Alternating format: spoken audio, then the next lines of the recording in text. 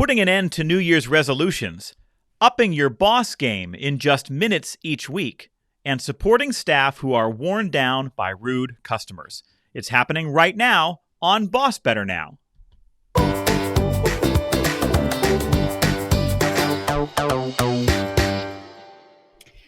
You're listening to BossBetter Now. Please welcome speaker, author, and Miracle Whip hater, Joe Mull.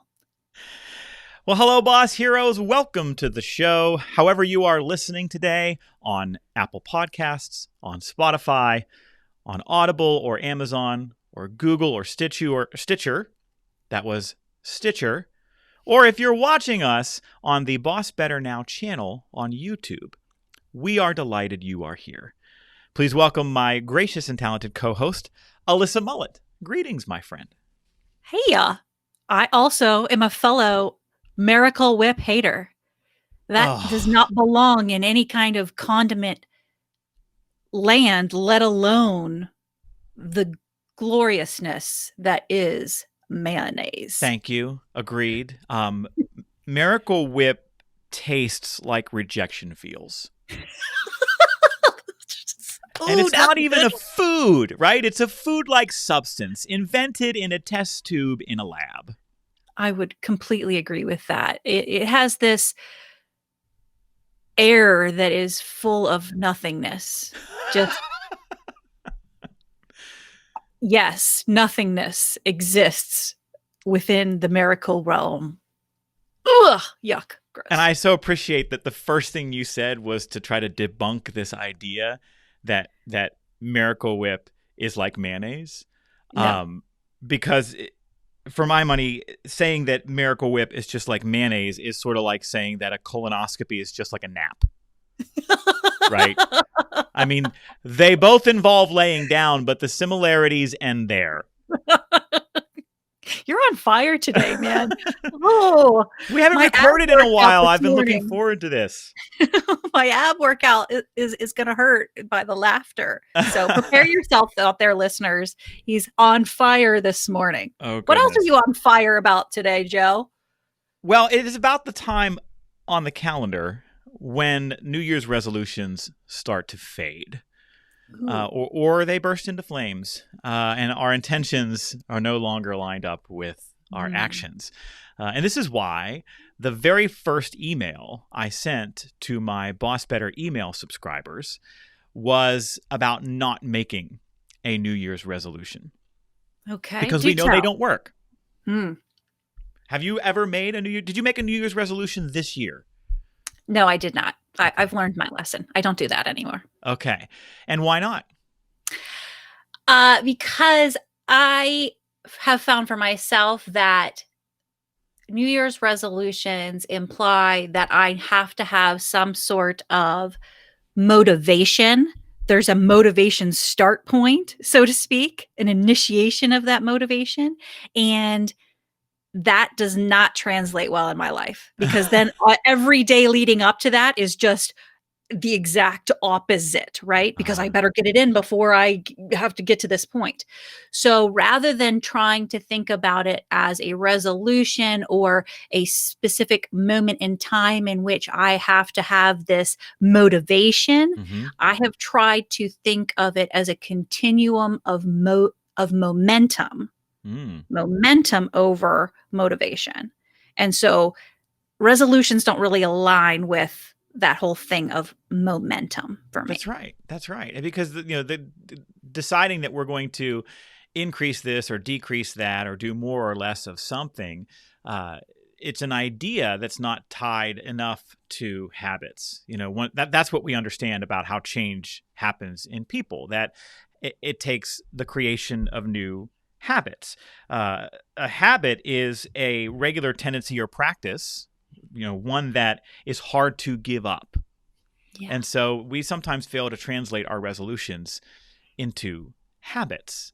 And so that first email that I sent to our BossBetter email subscribers was about saying, hey, don't make a resolution. Instead, let's think about the new habits that we want to adopt.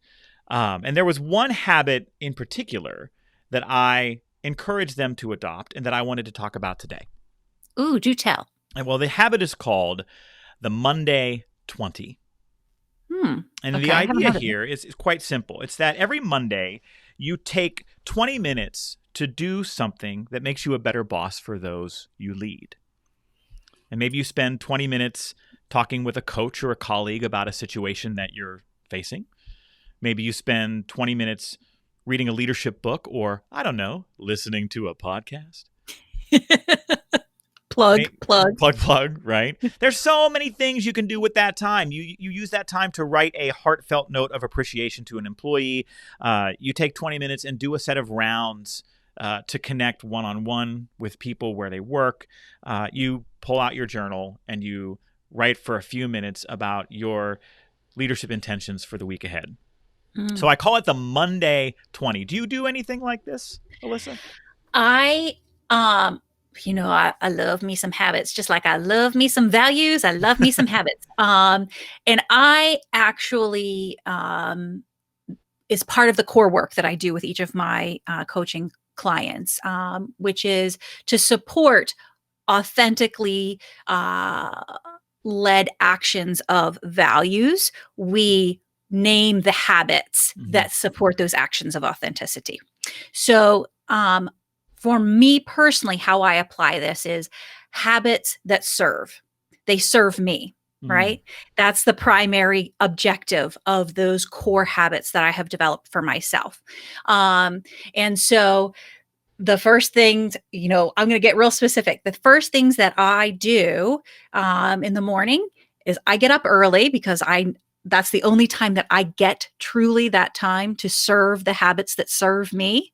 So I have to exercise in the morning before my kiddo gets up, right? Before my time is anyone else's, I have to claim it as mine. So in that time, I exercise, I do my, self-care, and then I do some meditation. And then I do writing and reading. And the body of work that I love most surrounding habits, what I have found most meaningful for me in applying this to my life is my habit specific to writing. James Clear wrote this book, Atomic Habits. Yeah. It's amazing, right? And in it, what stuck with me is this one sole phrase of inhabiting your habits. So I no longer say I'm going to spend, 15, 20 minutes writing in a journal. I don't do journals. I'm not a journal person. I am a writer.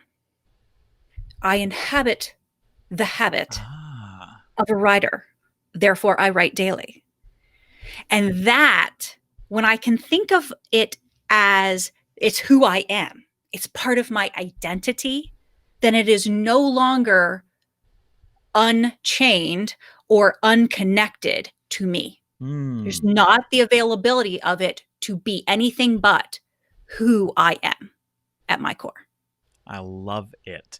And you lay down in such a beautiful and convicted kind of way that this is an unbreakable thing for you. This is an unbreakable commitment. How much time does it take you? Because you rattled off a pretty good list there of some things that you try to get to every morning.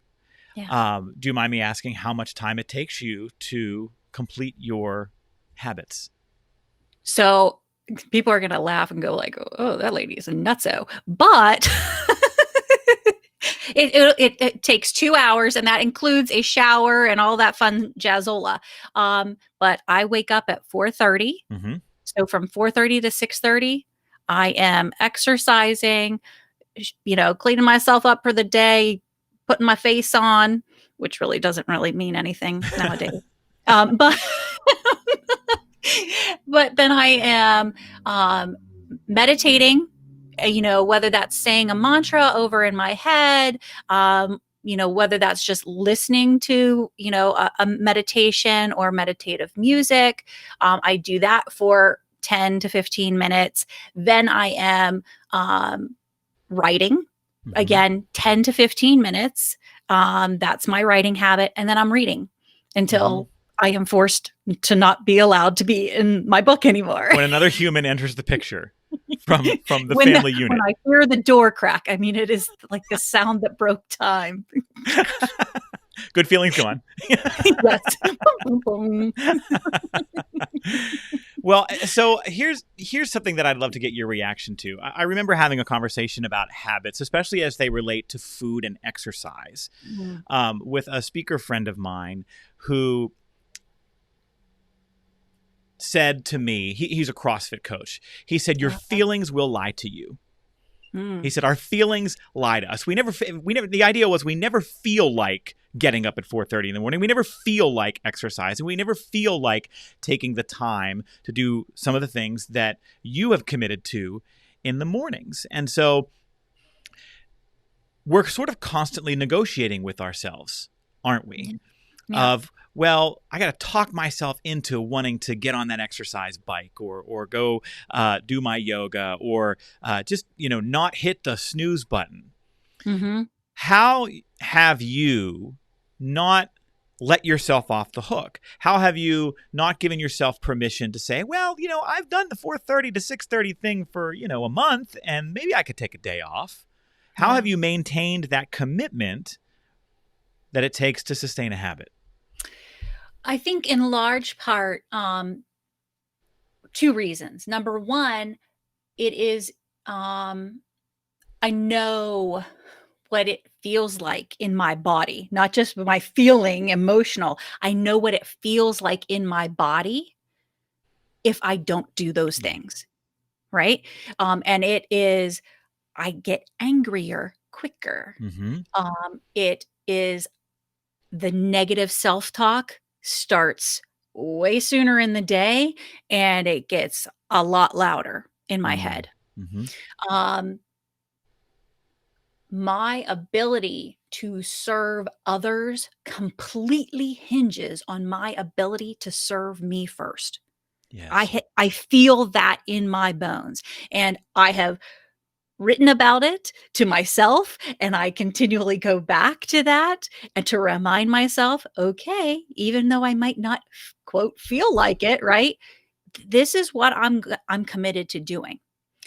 The second, you know, way in which I am compelled to continue to serve those habits is that I see in my clients exactly what happens. That negotiation you talk about, Mm-hmm. we put ourselves at the very end of that priority list. Mm-hmm. And so we think, well, I'll just do this instead. That'll be better for them. Or we somehow negotiate with ourselves to make it less of a priority Yes. to do those things that we know will serve us because we think that we're serving someone else better or more efficiently, or that it's uh, more courageous or more compassionate to serve someone else other than yourself.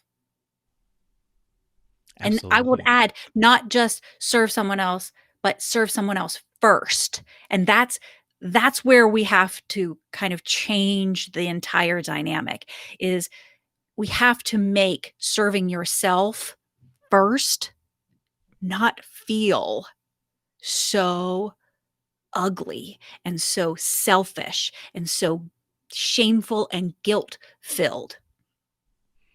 Get off that train of thought, right? Because that's what's going to lie to you every day. That guilt, that shame, that selfishness. That's the lie that you keep telling yourself.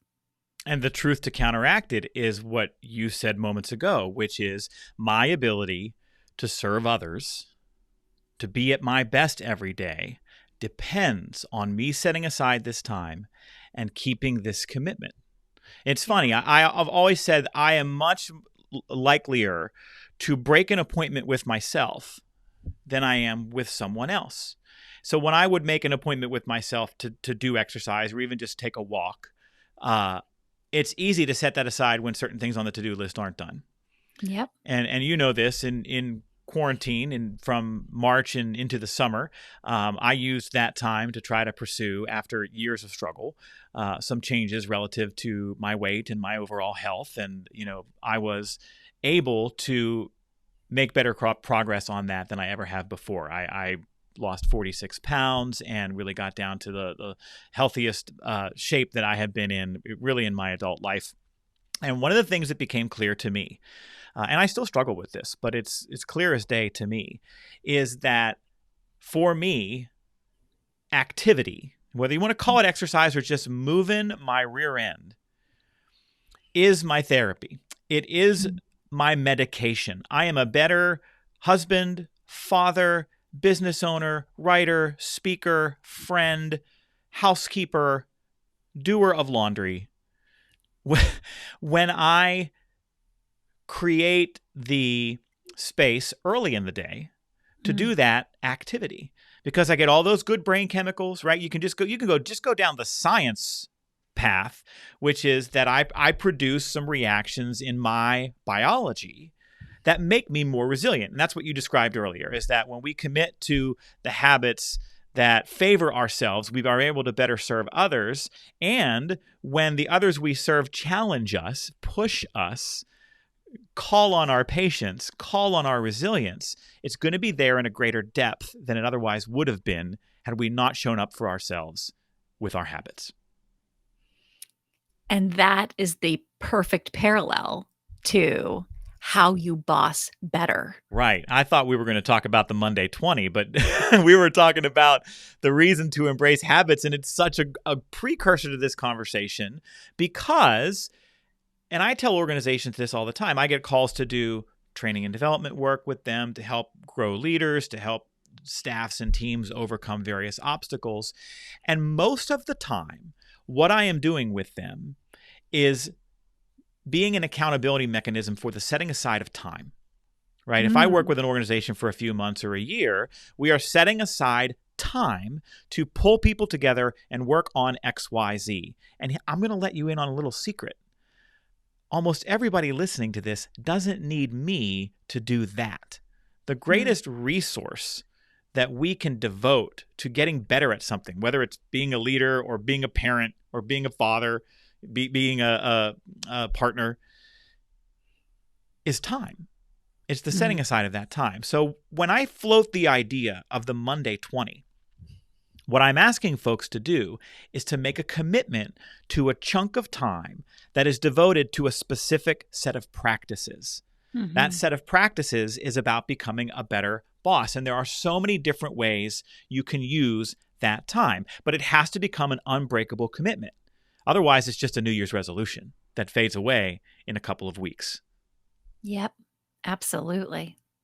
Powerfully said, Joe. Powerfully said. So as you think about leaders taking 20 minutes each week to do something that would make them a better boss, what other kinds of ideas pop into mind for you, Alyssa, about ways they could spend that time? So, a lot of the things that I think of, I'm going to translate from my own personal habits that I think serve me.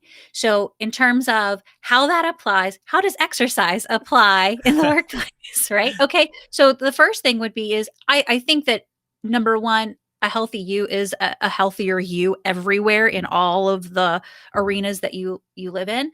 But if I translate that literally, it could mean that 10 minutes, if you're able to be amongst other humans right now, and not via a screen, mask up and go around and smile with your eyes and say hello, good morning, how you doing? How's it been? How was your weekend? Make the connection. Physically go out and move your body towards people, towards your team. Be seen. Be seen. Yeah. Right. Then I might think of, okay, well, what translates into my habit of meditation? Well, you could still do that, within your own office, maybe you ask some people to join you. You put on some, meditative music or, a guided meditation, and you do it as a team. I mean, who's not going to serve? That's going to be good stuff. The other thing that I think of is, okay, so my writing habit, I'm a writer. So I would translate that in the workplace to, as you said, journaling, putting I think, I might coach it up a bit there and say, what is your intention Mm-hmm. for the week? What kind of tone do you want to say? We're setting the tone on Monday. Okay. So, what is the intention that you want to go into this week's activities, this week's meetings with? How do you want to hold yourself for that intention? Meaning, I just want to make sure that everyone on my team knows how much I care for them, how grateful that I am for them, right? That translates into an intention, and holding that intention for yourself, writing it down is a powerful exercise. And that is inhabiting the habit. Because if you say, I'm going to be the kind of leader who slows down and wants to be seen, then what are the subsequent behaviors that you're making time for? If you're going to be the kind of leader who says, it is part of my job to be concerned with the quality of the relationships between people in the workplace. I have to be concerned with teamwork. I have to be concerned with camaraderie. I have to be concerned with conflict and how people interact. That is I want to inhabit that habit of being that kind of leader. So what does that mean in terms of the commitments you need to make in your schedule and in your routines? Yeah, absolutely. Absolutely. Well, fantastic. And so I'm going to encourage everyone listening to take a moment today, go to your calendar and block 20 minutes for next Monday, and then set it up as one of those recurring appointments. And, life happens. There are fires that need to be put out at work. And so I give you permission to move it around from week to week if it needs to be moved around. But make it an unbreakable commitment that no matter what, you're going to set aside that 20 minutes on Mondays, the Monday 20, to do something that makes you a better boss for your team. Even if it means staying up an extra 20 minutes at night before you go to bed that night to fit it in. That is a habit, and that is how we get better. Well, that brings us to the camaraderie question of the week. And there's a theme here, my friend. Woo. It all lines up. Our camaraderie question of the week. Remember, bosses build camaraderie on teams by making it easier for people to find things in common with each other. Every week, we give you a question you can use at meetings to facilitate connection and build camaraderie. So our question this week, in alignment with our theme, Alyssa, what is the longest amount of time you've ever stuck to a New Year's resolution? What was it, and for how long? Well, I kind of gave this away already, that I don't really do them anymore. But Well, you I said will anymore. Right. I will say the longest period of time that I have successfully this is going to sound horrible as a coach, but I'm human, man. That I have inhabited a habit, right, is from, let's see, it'll be 2 years now, right, that I've had my writing habit. Okay. That I am a writer. So that is the longest period of time in which I can claim that I initiated an activity and I have kept it going for myself. That's fantastic. And that's not a traditional New Year's resolution, but it is something that you aspired to, that you set out to do. It was a change that you wanted to pursue that you knew was in service both to yourself and to the people around you and that are important to you. Yeah. And so it has not ended yet. You're on a streak. I am. What about you, Joe? What's your streak? I mean, you are still a powerhouse. I mean, you did your whole quarantine. I mean, for goodness sake, you were on GMA, the whole thing. You're famous, for your kind of commitment to these things. So tell me about your resolutions. If you are on Facebook, you know that Facebook has a tool or a feature called Facebook Memories. Where it shows you what you posted that day, each of the past couple of years. And if you've been on Facebook for 12, 13 years, like I have, you've entered the stage where past pronouncements on Facebook come back to haunt you. The ghosts of throughout times of the year. So after New Year, I saw all of the posts that I had made in recent years, all the pronouncements that I had made about the massive changes I was pursuing. I had posted some things related to giving up sweets and to running certain distances. And in most cases, I did not see those through. There was one, though, that I did sustain for quite a while. I gave up soda for about 150 days a couple of years Wow. ago. And now let me be regionally inclusive, because where I'm from, it's pop. Right? Okay. We live in Okay. Western Pennsylvania. People say pop. Yes. Some people say soda. So let me say it like this. I gave up soda pop for 150 days. This was just 2 or 3 years ago, I think, and I was traveling a lot for work, and that was hard because there were days at the airport or moving from place to place where you're kind of surrounded by the sights and sounds. And if there's a reason Coca-Cola airs ads pouring the cold, fuzzy goodness over top of the glass of freezing cold ice, right? There's a sensory, make your mouth water kind of appeal to it. And as time went on, it was getting harder and harder for me to stick to it. And then it was a random day in May. It was right around Memorial Day, I think. And this was before the pandemic. It was a couple years ago. And we were having a family gathering, and we put a bunch of stuff out for everybody. And I saw soda, and I was like, yeah, I'm having that. And that was it. I'm done now. I am done. The willpower had eroded at that point. I think that's interesting, in terms of like what the cutoff is. Cause like I talked about with trying to find the motivation to start something, it equally on the other side of things, when you want to stop something, or break a habit or something of that kind, there is this going off the cliff, like what it might mean if you have that first drop. Yes. Right? Were there any thoughts of, I take this and it's all over forever? Absolutely. Okay. It was the purity of the streak that was the only thing that was keeping me going. And I find that, that is a big thing for me. If I commit to something and I've strung together some time on it, it's almost not the benefits I'm supposedly getting from the new behavior. It's the purity of the streak. Last year, before I started on some success with some better eating and weight loss habits, I was tracking all of my food in a food log app on my phone.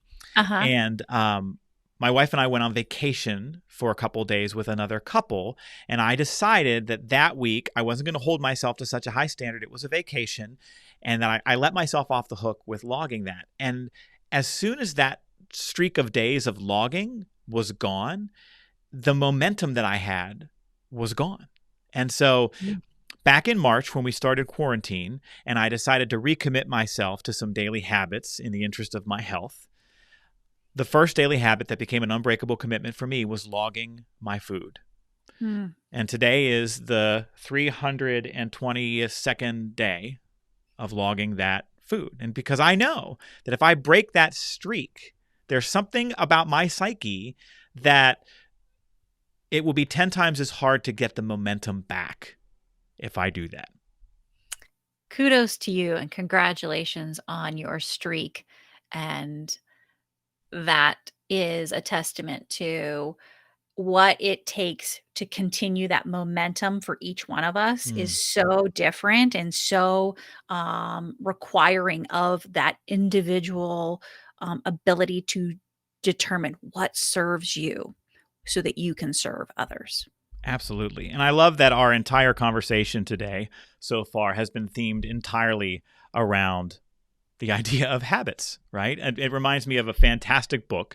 Many folks have read. You talk about Atomic Habits by James Clear. Another terrific book is called The Power of Habit by Charles Duhigg. And so we will link both of those books in the show notes on the Boss Better Now podcast webpage. That'll be over at bossbetternowpodcast.com.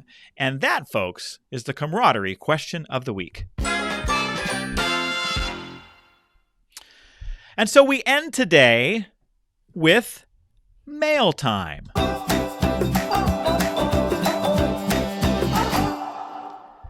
We are 7 episodes into our podcast, my friend, and we have encouraged our listeners to reach out with their feedback, their comments, their questions, and folks are starting to do that.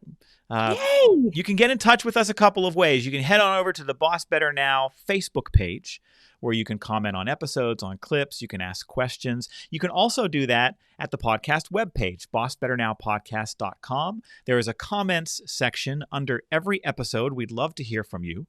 If you don't want to post your questions or comments publicly, well, then you can email us at bossbetternow@gmail.com. So I have a couple of comments and questions for us today, Alyssa. Okay. First, Liz in Sewickley, Pennsylvania, writes to tell us that our show is her first ever podcast, and she is hooked. She says that she leaves our show feeling understood, recognized, and supported. Oh, that's like my life's work. Like, yes. Thank you, Liz. Awesome.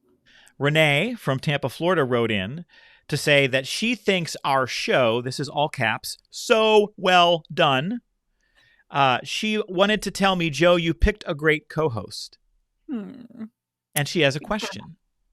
Ooh, okay. She says, your show is so well done. How much pre-scripting and editing do you do? You want to talk about that? Sure. So I think maybe I spoke about this a little bit in that we don't do scripts. You provide this wonderful, awesome run sheet to me, like maybe a day or two in advance. And it just kind of says, here's like the bullet points of what we think we're going to talk about during this particular episode, right? And then there's like the standardized, like when we're going to talk about our intro, that might be written out. But all the rest, that is unscripted, folks. You're just getting it real. And Joe has such an ability to bring out the best in everyone, and I just get to be a part of that. And I fully trust that whatever comes from our conversations, while I am, yes, intensely vulnerable, sitting here with unscripted, because my type A wants to go, oh my gosh, I want to control every single word that comes out of my mouth. I trust you, and I trust our listeners that it has the intentions that we desire it to have, and it will have the purpose and the meaning come through, regardless if I get it wrong sometimes and just how I say it. I think conversation of people who have knowledge, expertise, and ideas alongside a deep caring for seeing other people succeed is a formula for some good things to happen. And so when we decided to do this podcast, as we've talked about, it was born out of just some of the naturally occurring conversations that you and I would have that were a mix of, I'd like to think, rich, but also a lot of fun. And so here we are. So to your question, Renee, we don't really script anything other than segment one's topic is this, camaraderie question of the week is this, third segment is going to be this. Let's see what happens. I hit record at the beginning and I hit record when we're done, and we send it off to the podcast engineers, and they make sure you don't hear like humming in the background and echoes and whatnot. And that's it. That's how it's done. So thank you for the question. I got 2 more here for us. Okay. Jameis writes from Denver, Colorado, to tell us that he really likes the music for the camaraderie question of the week. It's a little cartoonish, isn't it? That's all of you, my friend. You are a creative genius. Is that an oboe or bassoon? I don't know what it's oboe or bassoon. I get them. I have a degree in music, but it was voice. So what do I know about instruments? But that's a xylophone, I believe. And that's a trumpet with the muffle thing on it. The term just went right out of my head. Well, that's for you, Jameis. One more run through of our music. Thanks for telling us how much you like it. And then lastly, oh no, I lied. I have 2 more. Sorry. I have a question that I want us to spend just a few minutes talking about. Okay. But I also needed to share this. I think you'll find this really entertaining. Rich in Ohio listened to our conversation in episode 4 about my resemblance or not, to Hugh Jackman. And he sent this along. He says, Joe, for the record, in the comics, Wolverine is 5'3". So at 5'8.5", you are actually closer to being Wolverine than 6'1" Hugh Jackman. And that makes Rich from Ohio my favorite listener. Thanks for that, Rich. Good job, Rich. Good job. All right, we're going to end on a question from Nancy in Montana, and I want to chat about this question for a few minutes because it's such a great question and something that I think a lot of folks struggle with. Here's her question. As a leader, how can I help my overworked, stressed out staff who have been worn down by rude customers? I mean, that's something that folks deal with a lot, but I think we're living in an age right now in recent months where a lot of the folks we encounter in the workplace who are customers maybe are not having their best day. And that really can take a toll. And so Nancy wants to know how she can help her overworked, stressed out staff deal better by being worn down by rude customers. Where do you want to start for her? This is similar to a question that I ask at the beginning of every coaching engagement that I embark on with a new client. And that is, how do you experience support? As your boss, how am I going to translate that? As your boss, how do I know that you know I care about you? And so my first thing to Nancy is, if you don't know the answer to that, individualized to those team members, ask. And you can start with that question. How do you experience support? Make a note, write it down, do it. Make them feel that support in the way that translates to real care for them. And I like asking folks, I've done a lot of workshops on dealing with difficult people in the workplace. And sometimes those are difficult customers. Sometimes those are difficult coworkers. And one of the questions I always begin with is, how do you know when you're flustered? Flustered is a wonderful word, isn't it? Right? Not annoyed, not challenged, but flustered. And what are the signs and symptoms? What are you thinking? What are you feeling? What's happening in your body? And we have this really great dialogue. I'll never forget, I was in a workshop once and a woman raised her hand and said, everybody in the office knows I'm done when I take off my hair. But when we I'm not even in her office and I feel that. I know, but she's clear on it. And I think when we ask people to identify when they're noticing that they're worn down, then we can ask the kind of question that you threw out, which is, well, then what do you need, right? What do you need to experience in that moment to be supported? Maybe it's me as a leader just giving you some time and space to recharge, finding a way to move you away from the environment, maybe where you're on the front lines or being worn down, if that's possible. And so I think that's a big part of it is, when I was a kid growing up, I was a big fan of professional wrestling, the fake stuff that you watch on TV. And, I'm a child of the 80s, so it was Hulk Hogan and Macho Man and all that. And if you ever watched tag team wrestling, it's the same script every time, right? There's one guy in the ring who's getting his butt kicked and he's like dragging himself over to the corner and he's reaching and he's waiting and his hand's shaking and he's trying to tag in his partner and then boom, he tags in his partner and his partner comes in like a house of fire, right? We need to know who our partners are in the workplace so that when we're down on the mat, we could tag them in and they could come in like a house of fire. So what's your signal in the workplace? What are you going to, Carol Burnett used to tug on her ear on TV to send a signal to her grandkids or a family that she loved them and go to bed.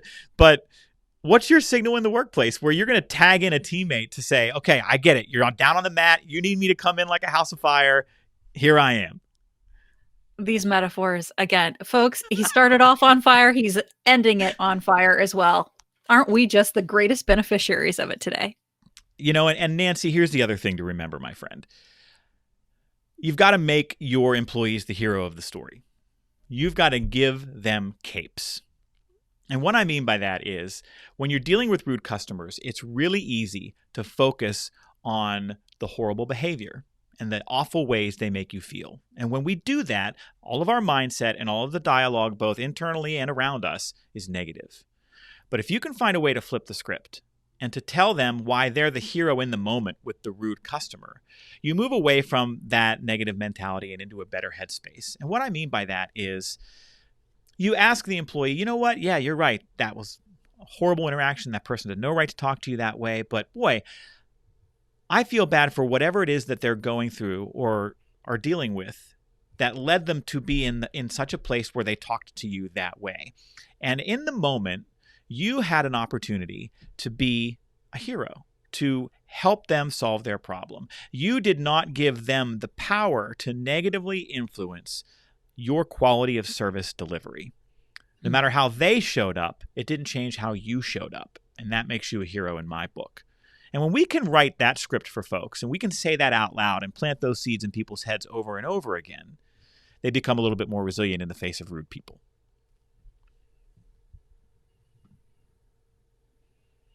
All right. That ends our mail time segment. As we said, folks, please feel free to keep in touch with us. Email us at bossbetternow@gmail.com. And that is our show. Thank you so much for listening, folks. We're so glad to have you hanging out with us today. We hope to see you again real soon.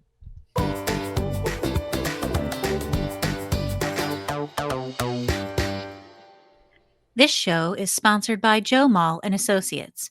Remember, commitment comes from better bosses. Visit joemull.com today.